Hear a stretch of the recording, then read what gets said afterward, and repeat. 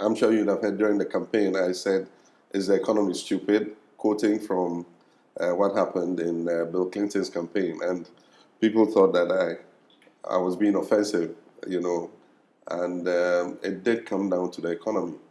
All the opinion polls showed that the economy and employment were the most important issues. And so what we did was to drill down our message to issues to do with job creation and the economy, and eventually it did pay off. The economy is going to be the number one focus because it affects everything else. If the economy is in a bad way, it affects education, it affects agriculture, it affects sports, it affects every sector of the country. So we're going to have to be dealing with stabilizing the economy. Unfortunately, in this circumstance, we have two major issues. One, macroeconomic stability, and two, debt sustainability. In all the other times that we've gone to the IMF, it's just been for macroeconomic stability, but we have twin problems now. And so we're going to continue the IMF program. We already have requested some discussion with the IMF because we're not part of the negotiation of this program. And so we need to look at how we can all be on the same wavelength in terms of implementing the program. We're not going to jettison the program. I want to make that clear. We're not jettisoning the program. But within the program, I'm sure that there can be some leverage for tweaking it. And so if we're able to reach that agreement, then we'll continue the program till it ends. What it means is that the budgets must align with the IMF program. So there's not much leverage in there for making the kind of radical reforms that you might immediately need to make. But we would accept the reforms that are being made under the IMF and deepen them when we have our own program after the current extended credit facility runs out. So far, so good. Bringing down inflation is number one priority. Stabilizing the currency is number two.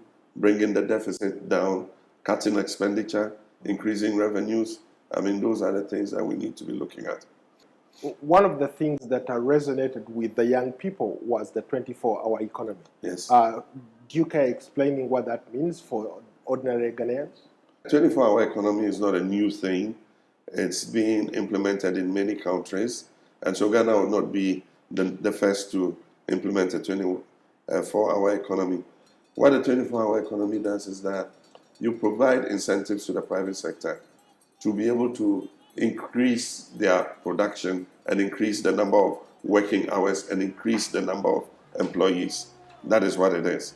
Let's move on to the next topic, unemployment. Every single young person I talk to, they talk about how there are no jobs. You know, job creation is not an event, it's a process. And so you're not going to be able to, with one stroke of the pen, create the number of jobs that you want. The first thing is restoring the economy back to health and restoring it back onto the path of growth. That in itself will begin to throw up jobs. Businesses are suffering. A lot of businesses have laid off people just because of the crisis we've had in the economy. And so just bringing the economy back and letting businesses grow again. We are not interested in the artificial job creation measures that have been done in the past, like NAPCO, where young people were taken through 3 years, paid an allowance, and promised that they'll be graduated into jobs, and at the end of the process, they've been abandoned. We're not going to do those artificial job creation measures. We already have the Youth Employment Agency that is creating those opportunities for training and for orientation for jobs. We think that Ghanaians are not all consigned to become employees. If you look at the government sector employs less than 1 million people out of a population of 33 million. And so it's not a viable sector where all the teeming youth can get a job. The best place to get a job would be for the private sector to grow. And in the past, what we've done is pay lip service to the private sector. It is time to take the private sector seriously, both in terms of expanding their capacity to employ, but at the same time, creating opportunities for young people to create their own jobs. Now that we have the African Continental Free Trade Area, it should be possible for us to encourage Ghanaian business to take advantage of that and increase production so that we can export to the other African countries. Mr. President, let me follow up on a quicker point. You talked about how you're going to help young people acquire employment. Yesterday, I ran into a young lady by the names of Penelope Brooke Thompson. She runs a technical institute where she trains plumbers, artisans Yes. To gain gainful employment. Yeah. But her problem is she doesn't have funds to keep something like that going. Yes. So far, she's been actively doing it for about 2 years. Yeah. But she has trained about 180 who have gone on to graduate, and they're doing amazing work on them. Yes. So are there programs like that that can support young people like that? It fits into two programs that we have. The National Apprenticeship Program, which would allow master craftsmen to train apprentices and give them the manual skills that they need to be able to either set up their own businesses or go into the world of work. So that is one aspect of it. We also have the intention to expand technical and vocational education training. And government is not going to be able to do it alone. We need a private sector like people like her to come on board. Because if we train skilled labor, people who can use their hands to work, if you look at the direction in which business is going, they're looking more for not grammar school kinds of people, not more people who have done humanities. There's an oversubscription of people who have degrees in humanities, including masters and PhDs. If you look at where business is going, it is going more for skilled labor. And so they need technicians, electricians, carpenters, skilled welders, and so on and so forth. And so if we're able to equip our young people with these skills, it will make it easier for them to be able to find work, both locally, but also externally. You know, the population in Asia and Europe is aging, and so they have a deficit of skilled manpower.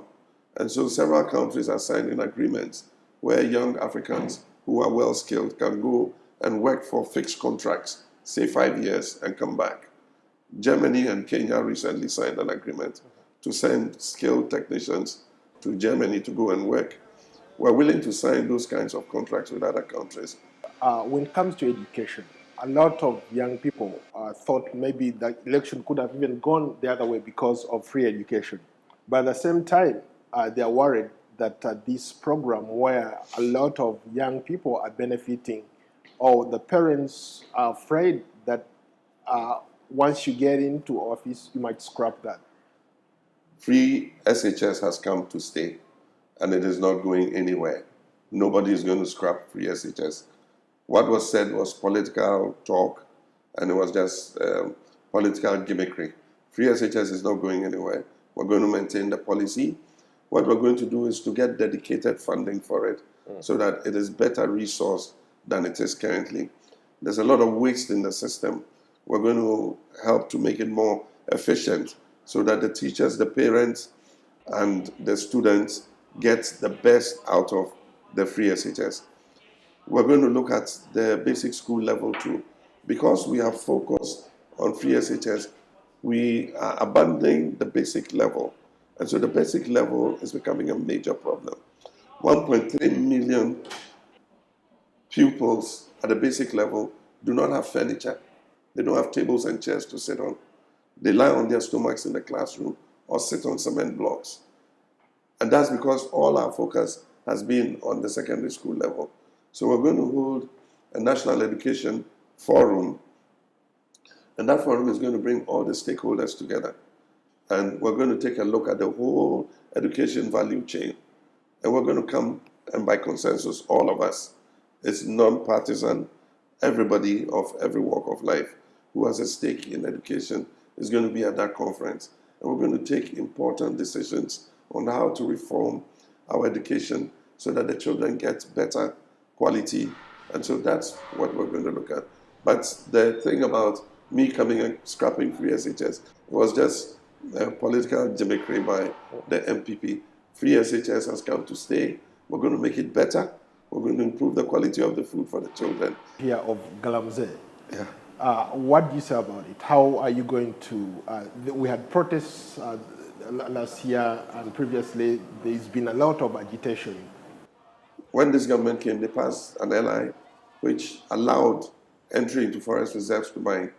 And since the last 8 years, 37 forest reserves have been, there have been incursions into 37 forest reserves. Some have been almost completely destroyed.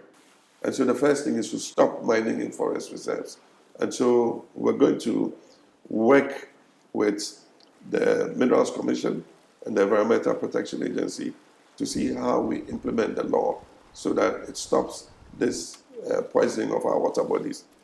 Well, Mr. President, thank you so much for your time. Thank you so much. Yeah. And my regards to Shaka. Absolutely. Thank you so much. All right. Yeah. Thank you.